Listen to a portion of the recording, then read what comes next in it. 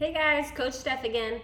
I want to talk about food prep today. So, prepping your meals ahead of time is one of the best ways to set yourself up for success. So, you have like the big three is what I like to call it that happens when you food prep. So, when you food prep, you've already spent the time to figure out what it is that you want to make for the week or for the next day. You also have already gone grocery shopping and you spent time to actually prep the food. So when that meal is sitting in front of you and you are like, I really want pizza, not my chicken and broccoli today, you kind of have the trifecta that's kind of helping motivate you. Because 9 times out of 10, once we start eating the meal, we're totally good to go. It is just making the decision to actually start your meal. So setting yourself up for success is priority number one. So meal prep can be very overwhelming, and it doesn't have to be. So there's many different ways you can tackle meal prep. One being that you can do it once a week. So that's how I prefer to do it. I have a really busy week.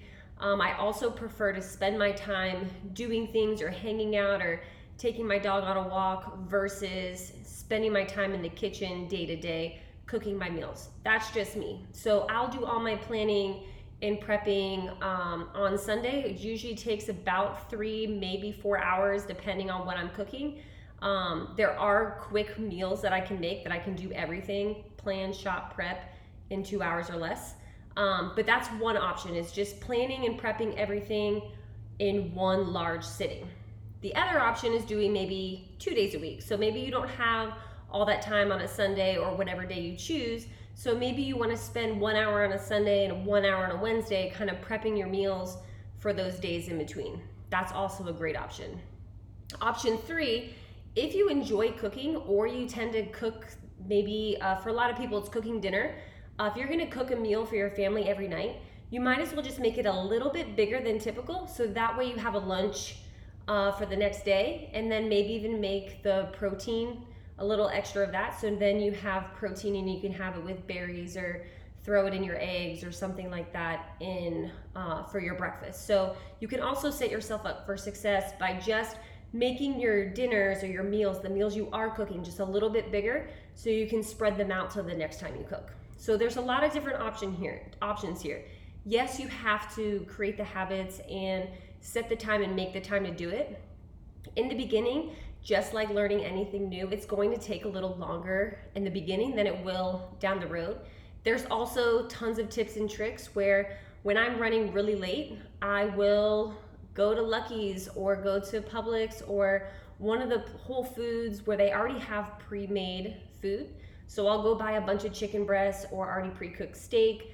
They have tons of sides of potatoes and broccoli slaw and all that kind of stuff. So that's an option too. It's a little bit more expensive sometimes, but if you're in a pinch and you don't have the time, that is an option as well. So I want you guys to practice your food prep this week. You don't even have to go for the full week, just like everything else. It's all about progression versus perfection. So I want you to focus on maybe just prepping for the next day. And then once we figure that out, we'll go for 2 days and then 3 days and so on and so forth. So you'll see some tools below.